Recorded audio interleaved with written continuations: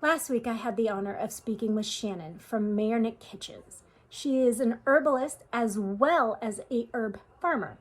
Listen in as we discuss what are the best herbs for a beginner to start with, as well as all things herbs and herbal medicine. I hope you enjoyed the conversation as much as I did. Are you struggling to keep your head above water and brushing aside how you physically feel? You know you need to do something to feel better, but what? Nothing's working, and you're about to give up. I hear ya. I'm Jolene, a nutritional therapy practitioner, a wife, and a furry guardian. Like you, I let my work and everything else get in the way of health, often chasing skinny instead of health until I learned how the body worked. Welcome to Holistic Health Made Simple, where I share all the tips, tricks, and science to set you free from the overwhelm of diet culture and frustration with the ever-changing health rules, going beyond the calorie and diet dogma to equip you to be healthy through simple changes to food, mindset, and lifestyle. If you're ready to stop spinning your wheels and learn how to feel better with changes that work for you, results that are undeniable like more energy, improved mood, better sleep, and fat loss, this is the podcast for you. Pop in those headphones, take a deep breath, and let's get healthy. Hello. I'd like to welcome Shannon Mayernik to the show. She is an herbalist, and I am so excited to have you. Why don't you introduce yourself a little bit more about behind the kitchen and what you do and how you got started? Sure. Well, first off, thank you for having me. I love chatting with like-minded folks. And a little about me. I'm Shannon. I am an herbalist and plant medicine maker. My husband and I started Mayernik Kitchen in 2015. So we just celebrated our eighth business anniversary. Wow. And what Mayernik Kitchen is we are a modern day herbal apothecary located in Pompton Plains, New Jersey. So northern New Jersey for anyone who's familiar with the area. And what we do is we have a herb farm up in Sussex County, about an hour north from us here in Jersey, where we grow medicinal herbs that we then use to make our products with. So we have, we start growing in February and we're harvesting until November. So it's about a 10-month process for some of these herbs that we then bring back to the store throughout the seasons and, make product with. And what our products are they are plant-based. And they're an alternative for your everyday ailments, from headaches to digestion to sleep, anxiety, all those things we, face every day pretty much. And we like to help families and educate them on how to incorporate these plant medicines into their everyday life. So it doesn't need to be scary. A lot of people hear plant medicine and they're like, oh, I don't know, it sounds a little off to me. But our job is to help educate. So we offer lots of classes in store. We have 2 courses online. We run an apprenticeship program for the farm. So we are really hands-on with just educating is one of our biggest, other than the product making part of Mayernik Kitchen. That is amazing. And I always like to remind people that all medicine started out as plant medicine. So don't be too terrified of it. You just have to know how to use it right, because there are a lot of oil people out there that don't quite grasp the potency of some of what they're doing. So, if you've had a bad experience with some sort of essential oil or plant medicine, get the experience or the education you need, because a little goes a long way. Sure. 100%. Yeah. So you grow all your own herbs. Do you also bring some in from outside places if you don't have enough, or? We do. Absolutely. Yeah. We grow about, I'd say, 60 varieties of medicinal herbs. We also go out and forage. So there are some plants that grow in our area that we don't necessarily want to invite into our garden, either if they're invasive or if they're just in abundance elsewhere. We don't want to be taking up, some prime real estate on the farmland for us to use. And then, of course, there are plants that just don't grow here. We think about, cinnamon being number one of them. You're not going to find a cinnamon tree in the United States. So, those types of herbs, yes, they are getting imported here into the States, but we try to work with either small farms or companies who are working with small farms or, sustainably harvesting these plants. So we're not, doing any detrimental stuff to Mother Nature. Yeah. No, I understand that, because I'm on the opposite coast. So there's things I can grow that you can't, and vice versa. And totally. And I've tried some of the medicinal herbs that didn't quite make it here. but I can grow things like the hibiscus that they use for tea. I forget the official name. It's not the pretty hibiscus, but I can grow it here and because of where I am, and you guys can't. Yeah. So, and if we do, it's more of an annual, which a lot of our plants are. We do have annuals that grow that will need to start seed every February, and then we're harvesting the whole plant come October. So we definitely do deal with plants that we can't overwinter, but a lot of them we can, thankfully, because it helps with time, and once they're established, you kind of could leave them alone. Yeah.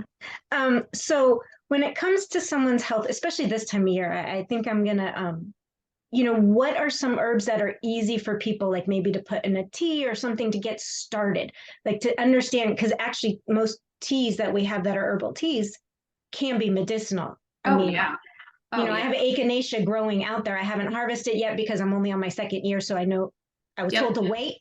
So I'm waiting. Yeah, there are so many plants. So what I like to always, bring to light is also our kitchen herbs, right? Let's start there. Our kitchen herbs, where I'm sure majority of us are familiar with the sage, the thyme, the rosemary, your peppermints, things like that, that we think to grow either on our balcony in a pot or in a small raised bed you might have in your garden, or if you have maybe a larger garden, you have some beds out there that you're growing some herbs, and these are kind of considered your kitchen herbs. We use them to cook with. Well, they're also all very medicinal. So for someone to, let's say you're not even growing anything, maybe whether you don't want to grow, you're in an apartment, you don't have a balcony, a fire escape, anything, you could put a few pots on. So you could go to your local shop, bodega, market, wherever, and you could get these herbs, and they are medicine. So a lot of these kitchen herbs are great for, especially this time of year, when we're fighting the colds and the flus and, any type of respiratory or sinus congestion. So I always say, let's start with what we have access to before jumping to some of these plants where you're like, I've never even heard of that. Echinacea, like you said, is a huge one. It's very familiar to a lot of people. It's used in landscapes. You'll see it if, even if you go to maybe like an office building or something, they might have it incorporated into their landscape. And this is medicine. And I'm not saying forage from the buildings, but these are plants that we start saying, oh yeah, I know what that is. And you might think, oh, that's usually just in someone's front lawn or part of their landscape. Well, it's actually really medicinal. So we like to incorporate these plants into our landscape, as well as also have them growing in abundance to make medicine with. So I always want to preface by saying it's not hard to incorporate herbs into your everyday life, because we could get them right at the grocery store. With so much information on the internet, is there some reliable place? Because, like anything, I mean, in health and wellness, like anything, you've got extremes from one side to the other. Sure. So deciphering it, I know that your website has a lot of great information on it, but like, how do people discern what's safe? Like if they're looking at something, like making some kind of herbal tea for their household because they're ill, like what do they look for in buying an herb and preparing it and knowing what to do? Right. That's a great question, because there is a lot of misinformation out there. So I would say, start by just exploring these pages, right? Like you could search, what kind of tea can I make when I have stomach issues, as an example. You're going to get hundreds and hundreds and hundreds of search results. You could, of course, maybe take a look at some, in my world, there's, some herbalists that we all just know about, so and you grow and you trust them. And so there are some, you want to try to find reputable sources. And I think once you find that, then you could trust what they're saying or what others are kind of saying around that. But that's a good point, because it's even just, health overall, whether it's cooking or making medicine or, trying out a new workout, there's just so much out there. So it could be which absolutely, this could be an intimidating part of it, is trying to figure it out. But I would say maybe get yourself a good book, Rosemary Gladstar, Robin Rose Bennett, Jim McDonald. I could name off tons of, herbalists, but it's just finding those few. And one of my favorite things would be is to find your local herbalist. We all are, kind of in little pockets in all different towns and cities. So finding a local herbalist who you could actually speak to, or maybe go to a class and see some hands-on stuff. And that's when you start to gain that trust on, okay, I trust what they're saying, so I'm going to kind of take their lead on, what they're teaching. Wow. Yeah. No, I know for the average person, it can be really scary. I've always gone, I sometimes say the woo side, but it's the alternative, the more natural. And I start there. There's a time and a place for modern medicine, but if we can get it out of nature first, the side effects are a lot less, is what generally happens. Yep. So a lot of people then will look at herbs besides just if they're ill or whatnot. I don't want to go into diseases because people go off the rail there and it goes crazy. I'm a little scared with, the common cold to just, because anything you're treating with a common cold is the symptoms. You're not treating the actual cold. Yep. Right. Just alleviating the symptoms till your body fights it off, which is a good thing. Yep. But stuff like, okay, middle-aged, I'm, over 50, skin, is there certain herbs and stuff you suggest to add into your natural, because I'm a big natural oil, like I use coconut, avocado, whatever I have in the kitchen, kind of comes with me in the bathroom. Yeah, absolutely. Some herbs are amazing. So, calendula, if you've heard of that, amazing for skin. Lavender, rose. I recently, and this is probably within the last 2 years or so, have really gotten into using tallow on my skin, which is rendered down beef fat. Not an herb, but a pretty natural product if you're using, the fat from cows that are living happily out in the pasture. But it's these plants, and possibly if you are consuming animal products, you could use tallow. Honey, another great one that we don't think about, that is amazing for the skin. This is all people had back in the day. They didn't have a CVS or a Walgreens to run to with 7,000 options put lotion on their skin or anything like that, right? So they used what they had, which was naturally growing locally to them. So, if you want to start shifting your mindset that way, that's a great way to start, is what's growing around me? What can I use locally?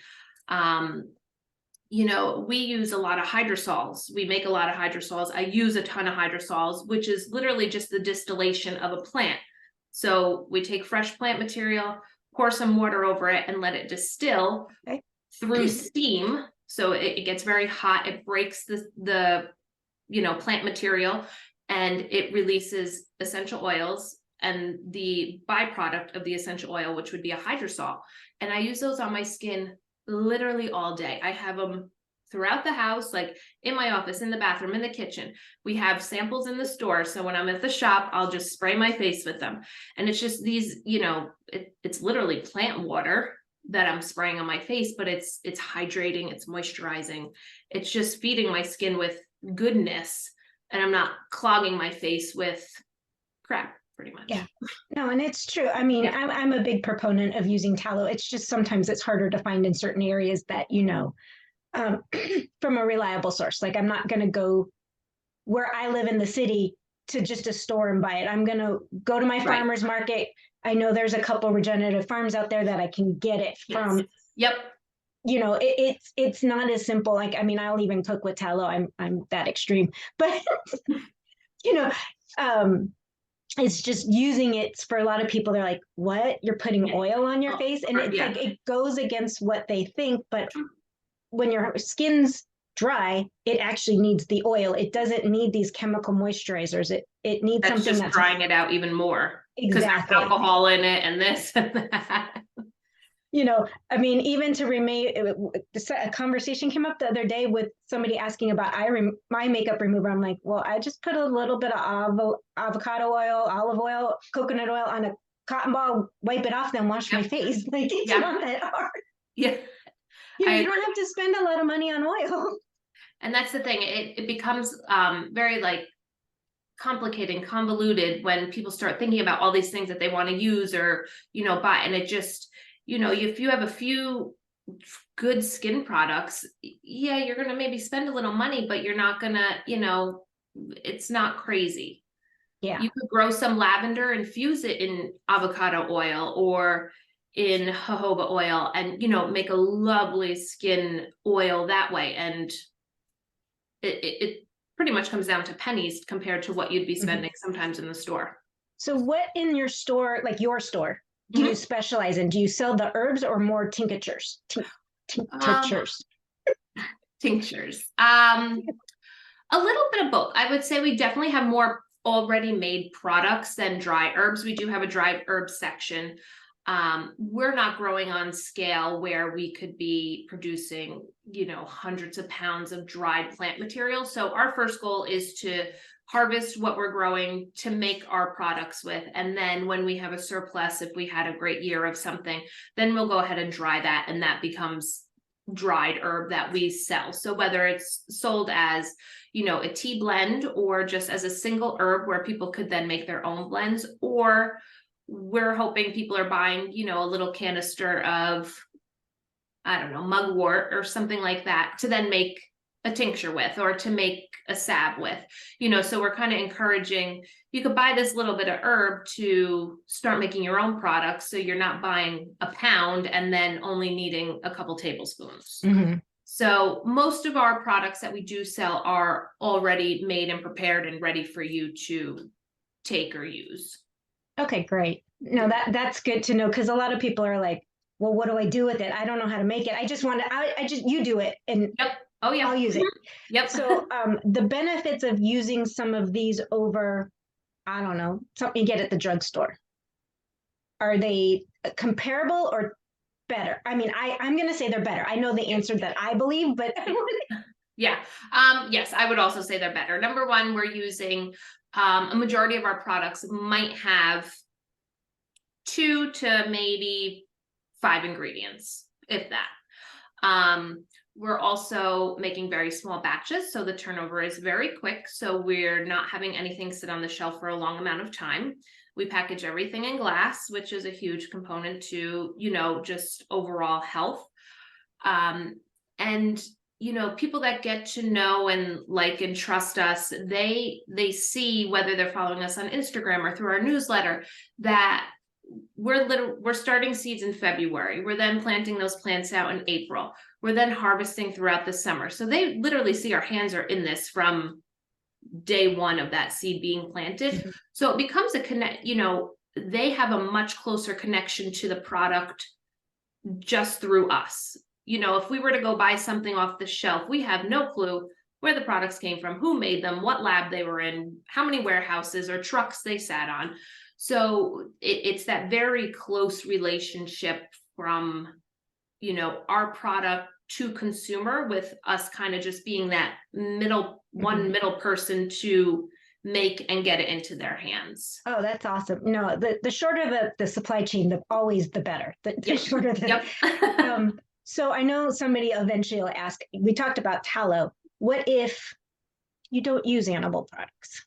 Yeah. What would be something like, do you have things that are just not? Yeah, we don't make that to sell. Okay. No. That's something you use personally. Okay. Yes. So yeah, everything pretty much we make is plant-based. We sell honey and we make infused honey. So depending if one is a vegan or not. But other than that, everything is plant-based. Our products, our tinctures are made with alcohol because they extract the medicinal properties out of the plant. We do have a few vinegar-based oxymels, which would be honey and vinegar. So for someone who may not be ingesting alcohol, that would be a good alternative for them. And then all of our salves are, olive oil, beeswax, and then infused herbs. So what we do is we take the plant material, infuse it in the oil, and then use that oil with the beeswax to make, a salve or a cream. So, okay, you brought up the alcohol, and I know that a lot of it has to be done that way because it gets everything out, it preserves it. let's say you're using this with your family. You're Mhm. using a few drops. Is it significant, or is it only a problem for those that have a problem with alcohol? I don't know Yeah. how else to say that. Yeah. We have a lot of families who give it to children because yes, our tinctures come in a 1 ounce jar. So that is equivalent pretty much to, if you were to think about like a shot of alcohol, a shot glass is usually around an ounce. Our tincture, you probably have about 30 doses in it. So we're thinking about like drops compared to like slamming back a bottle of tincture. So we do have a lot of parents who give younger kids, depending on the herb, up until elder age. So I think the only thing would be if one's not ingesting alcohol due to, whether they have a history with alcohol or religious, situation, that then they wouldn't take it. So we do have, like I said, very small amount because the alcohol is what extracts the most. Yeah. It's also a great preservative. So tinctures don't really ever go bad. They might evaporate because it is alcohol. But other than that, I have never in my life seen a tincture go bad. I will agree with that. And it's funny, just for the listeners out there, when you're talking in drops, you're probably getting about the same amount of alcohol that's in a kombucha. Yes. If that. Actually, Yeah. kombucha, the legal amount that's in the kombucha is probably slightly higher because you're drinking a bigger amount. Yes. It has to do with the fermentation process and all that. So if you're really concerned about your child's not going to get drunk by having a few drops of plant. No. And especially if you're adding it to, a tea or a juice or a smoothie or something like that. Some people will even, put their tincture in a glass of water and let the water sit out for a little bit. If they'd really love that to kind of evaporate out, you could absolutely do that too. But overall, I don't think it like I said, we have a lot of parents who give it to younger children. Yeah, I just think it's a valid point to keep bringing up to people because I think that's one of the few things that scare them. Yes. But they'll give their child over-the-counter cough medicine, which kind of has it in it too. Sure does. Yeah. So we just got to be realistic of what we're doing for our family, for our health. And is there any tips you can give or specific herbs to get people like easy? We talked about the kitchen, but like, is there something that you would say a very beginner should start with, maybe just in a tea or look for it in an oil or a mist, or like, they always saw rose water, but like, give me a couple that maybe they should try to start with. So first one I could think of is chamomile. Would be great for sleep, anxiety, stress, digestion, whether tea or tincture. Would also be great for your skin if you find a hydrosol of chamomile, which would be very nice. I use one before bed, and it's literally just a spritz on my face, and the scent it's calming. I would say any of the mints. So your peppermints, anything, peppermint, spearmint, regular mint, or mojito mint, as a lot of it's called now. Great for digestion. So a cup of mint tea after dinner, if you're feeling a little bloat, especially coming up, this will air after Thanksgiving, but we're speaking before Thanksgiving, so if you're, maybe ate a little too much, or with the upcoming holidays and New Year, that would be great. Any type of mint tea after dinner. What else? Simple things. If you want to work with, say you're having trouble sleeping, passion flower is a lovely plant to work with, whether in tea or tincture. And these are all ones I'm trying to think of ones that I know you will absolutely find at your local grocery store also, if you're looking to just start with tea, because tea is like the gateway. People are familiar with tea, they understand tea, they know how to make a tea. So these are ones that I would highly recommend, just kind of dipping your toes in and then seeing how your body feels, because what I take and what you take and what Jolene may take could be totally different. Everyone reacts differently. So when people come to me and say, what can you recommend for this, this, and this? I need to know a lot more about you as a person before just rattling off some herbs. And I know some people, that's not what they want to hear. They want me to give them X, Y, Z, and they'll be on their way. But as an herbalist and as someone who's trying to, practice intentionally and, just safely, I need to just know a little more about you before just saying, I get the DMs and I get people coming into the store, first time meeting them. I know nothing about them. I don't know if they're on medications. I don't know if they have allergies. I don't know what their lifestyle is like.